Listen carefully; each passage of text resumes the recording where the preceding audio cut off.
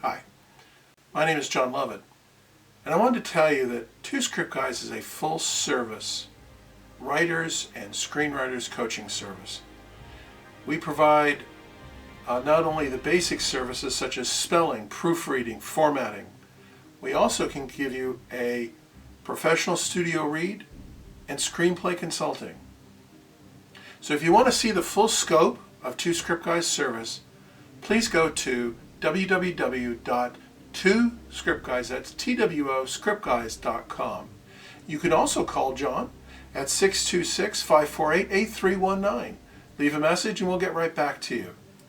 You can email John at twoscriptguys@gmail.com. That's T-W-O, scriptguys@gmail.com.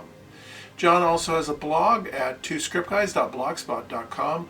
And of course you're here on YouTube, so it's youtube.com/user/twoscriptguys. Hope to hear from you soon. Thanks.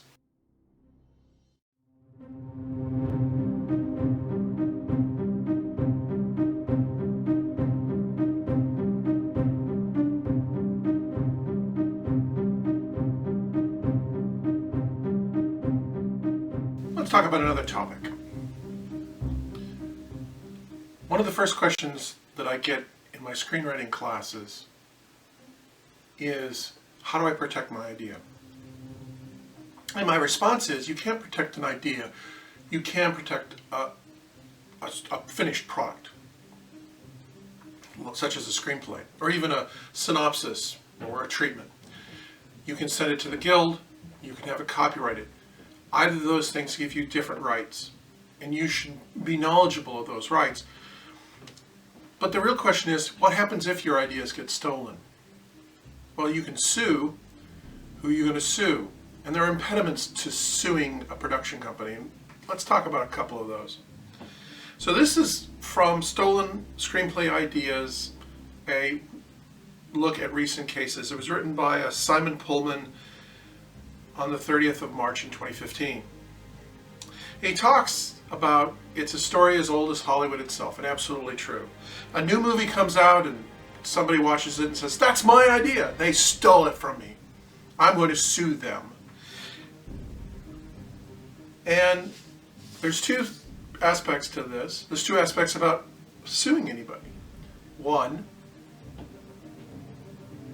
did the film make a profit? Is there any money to be gotten from a lawsuit? Two, were you harmed by it? And those are the two basic things that go on in any lawsuit or any attorney taking your case.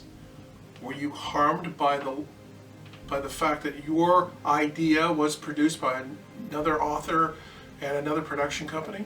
And the answer is usually no, you weren't harmed, because you had never sent the idea to them in the first place. The second part about it is you don't sue someone with no money.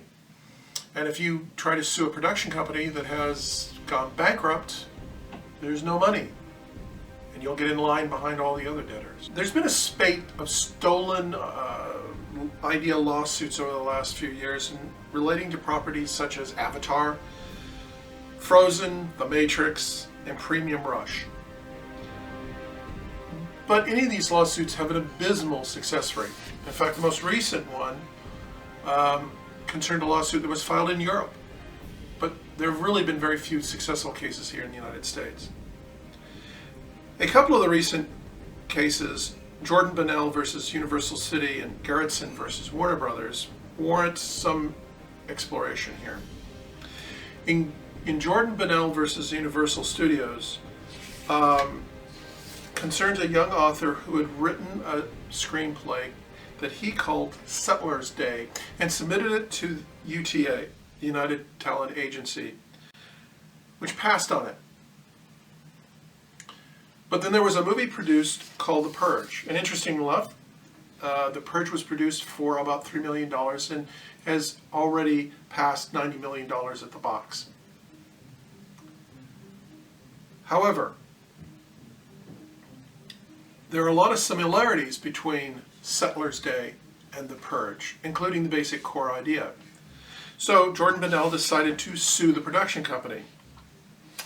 He brought in copyright infringement claims, copyright, against multiple defendants and a DESNY claim, not Disney, Desny, D-E-S-N-Y, which is an implied contractual claim against the same defendants. Well, the Desny claim was that he had shown UTA the script, and then there was an implied contract between them that because of the script made its way through UTA, that there was this implied contract that they would have bought it. And neither the plaintiff nor the defendant could show that that was implied in fact. There has to be a contract between you and the attending agency to win a Desny claim.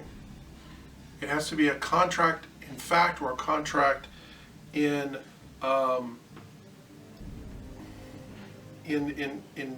implied.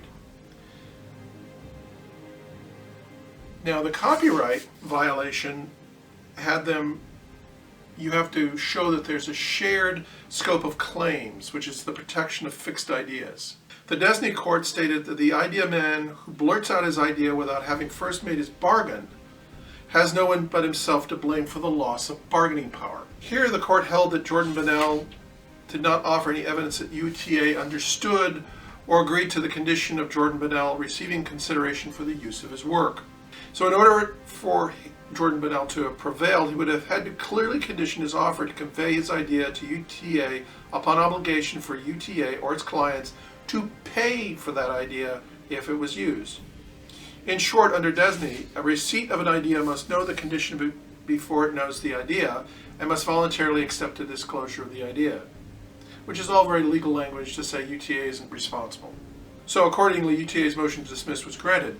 Gerritsen versus Warner Brothers is a little different. Gerritsen was the woman who had written the book Gravity, and she'd actually sold it to Warner Brothers on the condition that she receive a $500,000 production bonus and 2.5% of the defined net proceeds of the movie based on the book. The movie made over $70 million, made over $700 million at the box. So therefore, she was owed about $10 million, or at least she claimed. Now, she had sold the book for $1 million with the additional requirements in the contract. Because Gerritsen's agreement with the director, Katya, defined the property to be acquired by Katya to include the original book and any and all versions thereof, this additional work was also owned by Katya. So Gerritsen's initial complaint was dismissed on the basis that there was no contract between Gerritsen and Warner Brothers before the court could otherwise evaluate the merit of her claims, which is a very sneaky argument of saying, well, because you can't prove to us that New Line, which is with whom she had the original contract, was really part of Warner Brothers. Warner Brothers is not responsible for you. So she had to amend her complaint, and which she did, and she did show that Warner Brothers is the bona fide success in interest with an obligation to assume all of Katya's or New Line's obligations. The bottom line here, and the reason I'm talking about stolen ideas, is that how easy it is for a production company to actually steal your idea or a finished product, how well you have to go through to protect yourself. Because if you have a contract with a major studio or an agent, find a good entertainment attorney and have them write a contract. Don't sign the idiot contract, the very first contract. When you submit things to an agency, read the additional material that is incorporated as part of that email being sent, so that you know what your rights are and know what your rights are. This Jordan Bennell case demonstrates to writers, producers, and other creatives the importance of submitting ideas and materials through appropriate channels and in the correct way, usually through an agent or other business representative. An agent in California is fiduciarily responsible for that. It's common for creative material to change hands in Hollywood. It really is. Several times before ever seeing a production house. So in other words, get an attorney. and have the attorney look over the contract, and don't sign the stupid contract. So the next topic we're going to talk to is a little lighter. It is 5 secrets to writing screenplays that sell. We'll continue on after this brief message.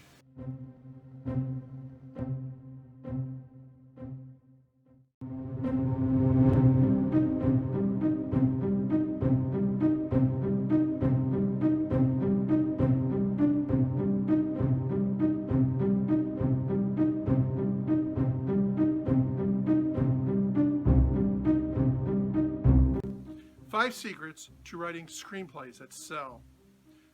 First secret, you need a hero, someone that the viewers and the readers can root for, and whose motivations are clear and will drive the story forward. 2, we must identify with the hero. We have to put ourselves inside those characters psychologically and experience their emotions with them. The heroes each pursued at least one clear, visible desire. The hero or heroes each pursued at least one clear, visible goal, which they had to accomplish by the end of the film, either by stopping the bad guy, winning the love of another character, or saving whatever it is that they were going to save, the city, the town, what have you. 4th, they faced seemingly insurmountable obstacles in pursuing those goals. And the 5th one, in facing these obstacles, they had to find more courage than they'd ever exhibited prior. There's 2 simple questions that will do an immense amount to strengthen both the story and character development in your screenplay. First question, what is your hero's desire? What is the thing they most want? It may not be the direct A goal of the story to get to the bad guy. Their real goal may be to prove themselves to themselves. It may be to win the love of a girl. All of those things are true. So, your hero's desire. What compelling goal does your hero have to accomplish by the end of the movie, and why does he desperately want that? When I use the pronoun he, I mean both he and she in this case. Additionally, there are 2 questions that you as the writer must ask yourself. The first question is, what is your hero's desire? Not necessarily what the goal is. What is your hero's desire? What compelling goal does your hero have to accomplish by the end of the movie? It may not be the love of the girl. It may be to conquer the bad guy, or vice versa.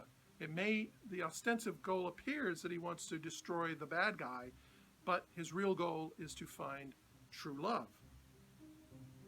And why does he want desperately to have that? The next question is, what terrifies your hero? On the plot level, this question will force you to determine which obstacles your hero must face to achieve his goal. So the second question is, what terrifies your hero? On the plot level, this question forces you to determine which obstacles the hero must face to achieve his objective. What's at stake for him? What is he up against, and what conflicts will give the story its necessary emotion? On the level of character growth and theme, your hero's emotional fear will reveal his inner conflict. The wounds from his past, the identity he clings to, the risks he is desperate to avoid, and the arc the story will lead him through as he finds the necessary emotional courage to achieve whatever that objective is. Right? If you as the writer can answer these questions, then your story concept will become clear. You will propel the plot forward, give the reader a specific outcome to root for, and lead you deeper into the inner motivations of your characters. All thanks to Michael Hagee.